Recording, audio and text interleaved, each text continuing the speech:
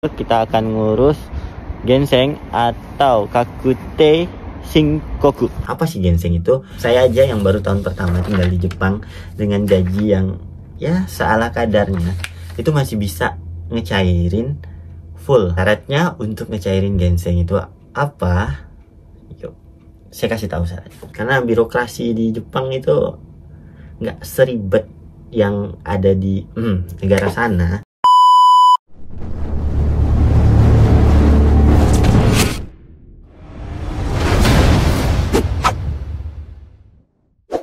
Assalamualaikum sahabat Ai, ketemu lagi bersama saya Jalal di channel ini. Nah, buat sahabat yang udah tinggal lama di Jepang atau baru tinggal di Jepang, kalian tahu nggak kalau di Jepang itu ada yang namanya ginseng atau Kakute Shinko. Nah, itu adalah SPT atau pengembalian sisa pajak. Nah, itu tuh kalau nggak diurus rugi banget rasanya. Makanya kita mau urus dan akan dapat benefit apa aja nanti dijelasin. Yuk ikutin video ini bersama saya buat ngurus ginseng atau Kakute Shinko. Check it out.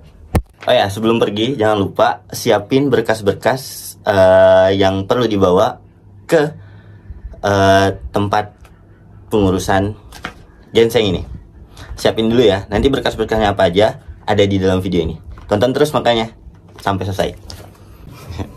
Jelek banget ya posisinya. Ini lagi ngeprint apa namanya berkas-berkas yang diperlukan, dan kita juga mau fotokopi paspor sama Zario kado dulu ya sebagai persiapan sebelum kita berangkat.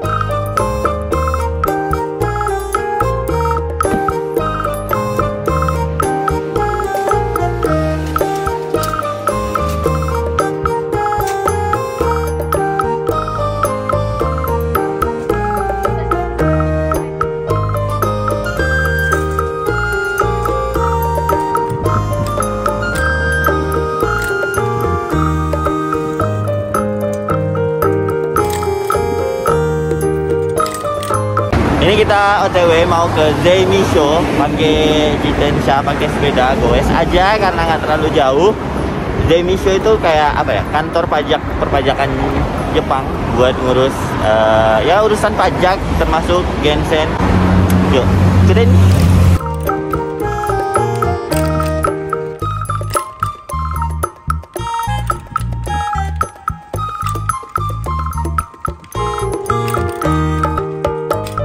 Oke, sekarang kita udah nyampe di Zeimisho, itu di belakang sana Zeimisho. Nah, sesuai dengan tadi di awal, kita akan ngurus ginseng atau Kakute Shinkoku. Kakute Shinkoku di Zeimisho atau kantor perpajakan di Jepang lah. Ya, buat ngurusin uang sisa pajak yang kita kelebihan bayar pajaknya, itu bisa kembali kepada kita. Yuk, kayak gimana cara ngurusnya? Kayak gimana ribetnya? Yuk kita langsung masuk ke dalam. Pas nyampe siapin berkasnya, tunjukin ke staffnya. Nah, mereka udah paham kok kita mau ngurus apa.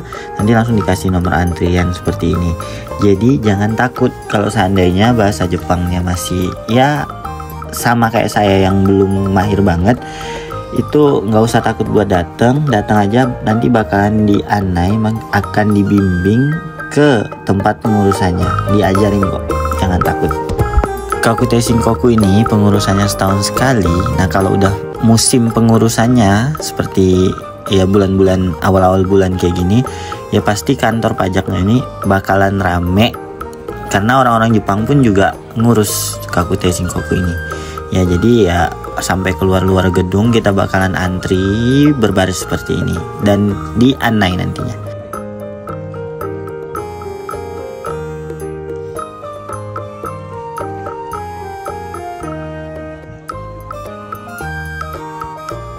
Kalau urutan kita, nomor antrian kita udah dipanggil, ya kita tinggal datang, masuk aja ke ruangan. Nanti di dalam ruangan pun ada yajirushi, ada penunjuk arah yang akan menganai kita ke step-step selanjutnya. Yuk, yang pertama yang kita ikutin garis kuning ini, kita bakalan ke junbi berkas yang telah kita bawa. Di sini akan dikakunin berkas sama ya ngisi identitas diri lagi sekali. Di John B. Kona ini berkas kita bakalan dicek kelengkapannya, dan kita juga bakalan mengisi identitas pribadi kita, informasi pribadi kita di sini nanti. Oh iya, sebenarnya Kakute Shinkoku ini juga bisa diurus secara online ya. Ini proses pengisian formulir pendaftaran kita untuk pengurusan ginseng. Usahain pada saat mengisi jangan sampai ada yang salah ya. Pada proses ini juga petugasnya bakalan nanyain kita kenapa kita mau ngurus ginsengnya. Bilang aja kita memiliki tanggungan atau mengirimkan uang ke negara kita. Dan pada proses ini berkas kita diperiksa kelengkapannya, makanya siapin yang benar ya. Kalau sudah dicek berkasnya oleh petugasnya, nah kita akan diarahkan untuk ke langkah berikutnya, yaitu penginputan data kita ke dalam komputer. Ini kita menuju ke Pasokong Kona, tempat di mana banyak komputer, dan input data kita dalam komputer. Jangan takut karena akan dibantu prosesnya oleh staf-staf yang ada di sini. Setelah input data selesai, berkasnya akan di-print dan akan dikirim. Nah, kita tinggal nunggu deh uangnya masuk. Kita udah selesai ngurus ginsengnya, tapi videonya masih belum selesai loh. Tonton sampai selesai biar tahu berkas apa yang dibawa. Yaps, hari ini saya baru pulang dari Zeimisho atau kantor pajak yang ada di Jepang. Itu ya khusus daerah saya dekat rumah. Itu baru pulang hari ini, baru selesai ngurus ngurus Kakute Shinkoku atau SPT, pajak tahunan, pajak penghasilan tahunan. Terus juga baru cairin ginseng. Nah, berkaitan dengan SPT atau pajak tahunan, pajak penghasilan tahunan tersebut, jadi ada namanya ginseng ya. Ginseng, apa sih ginseng itu?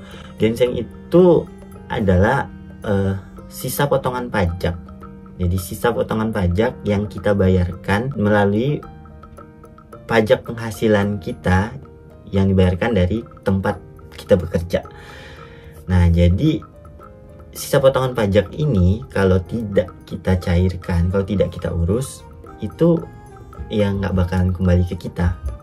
Nah, karena negara Jepang ya memang negara yang tertib pajak. Jadi warga Jepangnya sendiri dan warga asing yang bekerja di Jepang atau sekedar magang di Jepang itu semuanya terkena pajak dan harus wajib bayar pajak. Dan apabila pajak yang kita bayarkan kurang, itu mereka akan dengan sendirinya memotong dari rekening kita. Dan kalau lebih kayak gini, kalau ada sisa pajaknya, kalau kita nggak urus, itu nggak akan dikembalikan oleh mereka dengan senang hati, dengan dermawan mereka mengembalikan secara sendiri, nggak. Tapi harus kita urus. Nah, salah satu ngurusnya itu dengan ginseng ini, dengan kertas ginseng yang kita terima dari tempat kerja kita, terus kita urus ke Zeimisho atau kantor pajaknya. Barulah bisa kita mencairkan ginseng ini atau sisa potongan pajak kita. Untuk bisa mencairkan ginseng sendiri itu di Jepang sebenarnya ada banyak ada banyak cara, ada banyak ketentuan untuk bisa mencairkan ginseng ini. Entah itu dari hokengnya, entah itu dari biaya sekolah, atau itu yang khusus buat warga Jepang ya, saya kurang tahu juga. Tapi khusus dalam kasus saya,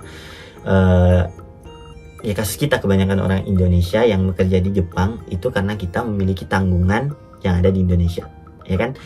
Kan uang yang kita dapat, gaji yang kita dapat kan kita kirim ke Indonesia tuh. Nah, itu bisa dimasukkan ke dalam tanggungan apabila orang yang kita kirimi uang tersebut, orang tua kita, itu masih dalam satu KK, satu kartu keluarga dengan kita. Nah, jadi bisa dicairkan ginseng tersebut. Nah, nominal ginseng yang bisa dicairkan itu bisa full dan bisa tidak, bisa setengah kayak gitu kan. Tergantung dari jumlah tanggungan kita. Semakin banyak jumlah tanggungan kita, itu semakin besar ginseng yang bisa dicairkan, bisa full kayak gitu kan. Tapi semakin sedikit, ya semakin sedikit juga ginseng yang bisa dicairkan gitu.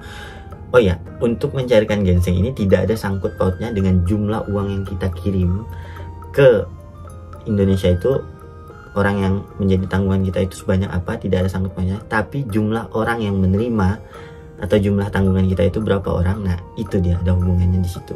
Kalau jumlah orangnya kayak saya kan ada 3 jumlah tanggungan. Ada yang saya kirim uang, yang saya kirim uang ke Indonesia itu ada 3 penerima, yaitu kedua orang tua saya sama adik saya. Jadi ginseng yang bisa saya cairkan full semua yang ada di ginseng itu, sisa pajaknya itu cairnya full semua, yaitu sekitar 56.000 atau sekitar ya 5 mangan. Kalau di Indonesia kan hampir 6 jutaan, ya lumayan kan, itu bisa kita cairin kita. Jadi harus kita urus setiap tahun, karena SPT atau pajak penghasilan tahunan itu ya setelah akhir tahun baru kita bisa cairkan ginseng ini. Jadi setahun sekali ya. Sebenarnya ginseng sendiri nggak mesti dicairin setiap tahun pun bisa. Kalau yang penting nggak lebih dari 5 tahun ya, nggak lebih dari 5 tahun. Itu mau dirangkap dalam 3 tahun bisa. Cuman kalau dirangkap dalam 3 tahun itu mubazir kalau saya bilang. Nah, salah satu benefitnya kalau kita cairin setiap tahun yaitu mencairkan ginseng ini karena kita memiliki tanggungan. Kalau kita nggak ngurus ginseng ini, nanti nominal ginseng, nominal pajak kita itu bakalan meningkat karena seiring dengan penghasilan kita yang meningkat, karena orang pajak di Jepang nggak tahu kalau kita punya tanggungan gitu, kalau kita ngirim uang ke Indonesia. Jadi ginsengnya itu bisa tahun depan itu bisa jumlahnya bisa 2 kali lipat dari ginseng tahun ini kayak gitu.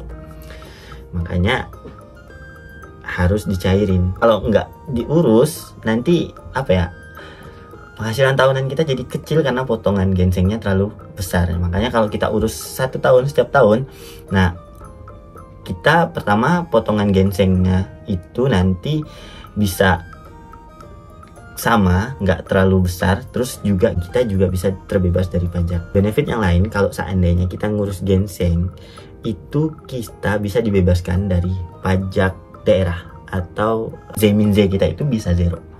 Jadi kita kalau kita ngurus ginseng per tahun itu bisa Zeminze kita itu bisa 0 dan kita bisa dibebaskan dari pajak daerah atau pajak-pajak lainnya karena kita memiliki tanggungan. Terus kalau seandainya nih ada bantuan-bantuan buat yang di Jepang, ada bantuan-bantuan untuk warga Jepang atau warga asing yang tinggal di Jepang, itu kemungkinan besar kita bisa dapat. Kayak kemarin yang bantuan 5 mang itu, apabila kita punya tanggungan itu lebih dari 3, itu kita bisa dapat bantuan 5 mang. Nah tapi kalau seandainya kalian nggak ngurus ini, otomatis nggak bakalan otomatis dapat bantuan itu. Jadi salah satu benefitnya itu. Makanya usahain setiap tahun ngurus ginseng. Ngurus ginseng ini caranya nggak susah banget. Ya tadi bisa lihat videonya kayak gimana. Cuman ya ngisi suruh ya biasalah musikomi itu ngisi identitas diri kita. Terus nyuroku di websitenya, semuanya dibimbing kok, diajarin sama orang Jepang. Jadi jangan takut, urus aja dengan kemampuan bahasa Jepang yang kita miliki. Ya toh juga benefitnya balik ke kita kan. Ini kalau nggak dicairin menurut saya ya mubazir sih, karena nggak sedikit ya.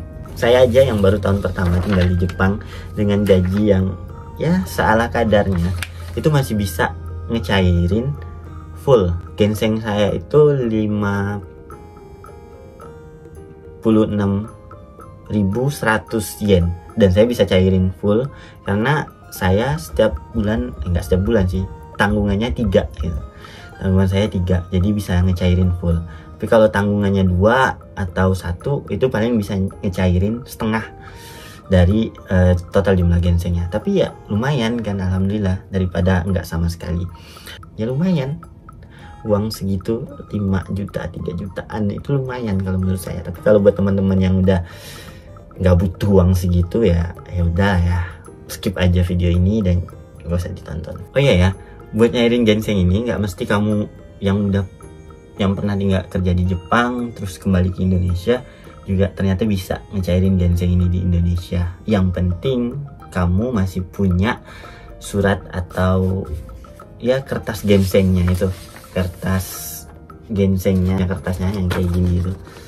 Nah itu masih bisa kamu urus walaupun sudah di Indonesia. Nah, syaratnya untuk ngecairin ginseng itu apa? Yuk, saya kasih tahu syaratnya. Nah, sekarang apa aja syarat yang diperlukan untuk ngurus ginseng ini supaya bisa cair dan supaya bisa kembali ke kita. Oke, yang pertama yang paling penting yaitu ya kita harus punya ini kertas gensengnya atau Kyuyo Sotoku no Gensen Choshu Hyo.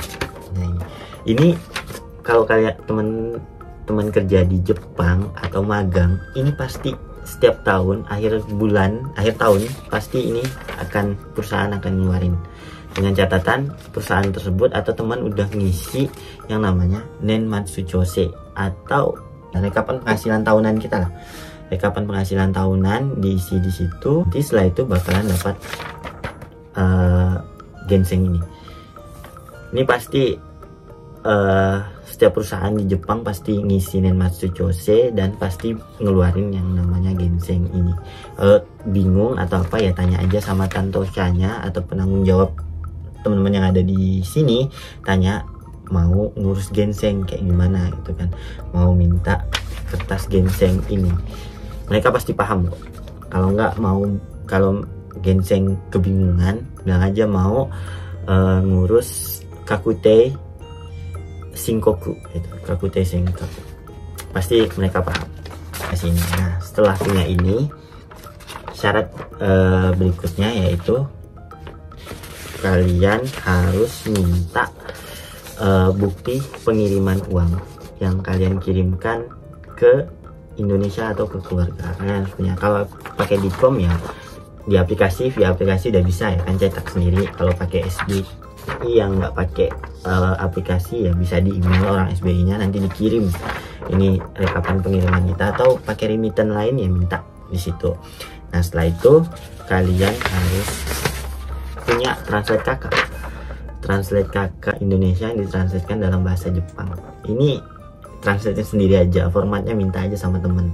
Tuh, kalau kalian mau nanti bisa komen aja, nanti insyaallah akan saya kirimkan format kakak ini. Nah, terus yang selanjutnya fotokopi Zario Kado, terus fotokopi buku rekening bank kalian punya. Terus kalau ada main nambah, bawa main nambahnya. Terus yang terakhir itu fotokopi kakak asli yang Indonesia, karena nanti bakalan dicocokin. Walaupun nanti tulisan hiragana namanya agak meleset dari romaji, nggak apa-apa, yang penting kan dia lihat dari nomor ininya, nomor rambutnya ada di situ. Jadi itu syaratnya. Yang pertama adalah ini kertas ginsengnya, terus rekapan pengiriman uang, terus kakak yang udah ditranslate, kakak Indonesia, terus fotokopi Zario Kado, fotokopi akun bank rekening bank kita, terus fotokopi paspor. Mana tahu nanti buat jaga-jaga aja, walaupun tadi saya nggak pakai sih, tapi jaga-jaga aja fotokopi paspornya dibawa. Nah, cuman itu doang, cukup. Kalian pergi ke Zeimisho atau kantor pajak yang ada di daerah kalian. Nanti kalau bingung cara ngomongnya kayak gimana, tinggal tunjukin aja kertas ginsengnya, bilang mau ini mau shinsei ginseng, atau kalau nggak bisa ngomongnya tunjukin aja, dia bakalan paham kalian mau ngurus ginseng. Nanti bakalan ditanya ginsengnya mau dicairkan apa, bilang aja kaneo Indonesia nih okurimasu. Udah. Kalau seandainya susah bahasa Jepang ya, karena nanti bakalan ditanya-tanya itu kan, gitu ya, bilang aja ngirim uang ke Indonesia gitu kan, ada tanggungan di keluarga kayak gitu. Udah selesai, udah cair deh uang ginsengnya. Yang nominal yang bisa didapat itu berdasarkan jumlah tanggungan kita, dan saya dapatnya sekitar kayak gini. Yang bisa dicairin kembali itu sekitar 56.100. Ini jumlah ginseng sisa pajak yang memang ada di kartu ginsengnya, dan ini cair full, cair penuh, karena jumlah tanggungan saya yang saya kirimin uang di Indonesia itu ada sekitar 3 orang tua saya, berdua, terus adik saya. Jadi semakin banyak tanggungan sebenarnya semakin besar ginseng yang bisa kita cairin. Tapi tergantung juga ya jumlah ginseng sisa pajaknya atau sisa potongan pajaknya berapa. Kalau sisa potongan pajaknya cuma 3 mang, ya kalau full pun ya cuma cairnya 3 mang, nggak mungkin lebih dari itu, kayak gitu ya. Semoga ini membantu, dan jangan lupa buat teman-teman, jangan malas buat ngurus. Kalau ada apa-apa yang berkaitan dengan perpajakan, hal-hal yang kayak gini, jangan terlalu malas ngurus, nggak terlalu ribet kok, cepet ya, sekitar 1 jam 30 menit itu selesai sebenarnya. Kalau apalagi kalau seandainya kita nulisnya cepet, ngomong bahasa Jepangnya lancar, ya bakalan cepet ngurus. Karena birokrasi di Jepang itu nggak seribet yang ada di negara sana, jadi bisa ngurusnya cepet. Dan kalau teman-teman yang memang nggak mau ngurus ke Zemisho-nya atau nggak punya waktu ngurus ke Zemisho-nya, bisa ngurus lewat online. Nanti kalau ngurus lewat online, tadi dibagiin brosur ini, bisa ngurus lewat online. Nanti tinggal di scan aja ini barcode-nya, nanti bisa ngurus lewat online, dan surat-suratnya itu dikirim ke pos. Kan nanti berkas kita yang fotokopian tadi itu juga harus dikirim ke mereka, harus dikumpulin ke mereka. Jadi itu dikirimnya lewat pos, sedangkan input di websitenya kalian bisa input dari rumah, seperti itu. Oke, demikian, semoga ini membantu. Jangan malas-malas buat ngurus, karena ya benefitnya balik ke kita. Demikian informasi yang cuy yang bisa saya bagikan. Mohon maaf kalau seandainya ada yang keliru atau salah-salah, ya maklum, masih baru juga, masih newbie kayak gitu kan. Nah, jangan lupa nanti kalaupun ada yang salah-salah, dibenerin aja di kolom komentar. Buat para senpai yang udah ini, minta tolong dibenerin kalau ada yang salah kayak gitu. Terus buat teman-teman semua, jangan lupa like, comment, dan subscribe buat dukung channel ini, dan supaya saya juga bisa konsisten, semangat terus buat berbagi informasi yang mungkin teman-teman yang atau senpai-senpai yang dari Jepang udah pada tahu, tapi ya sekedar berbagi informasi, merefresh ulang atau fokus informasi lah ya, kayak gitu. Oke, see you.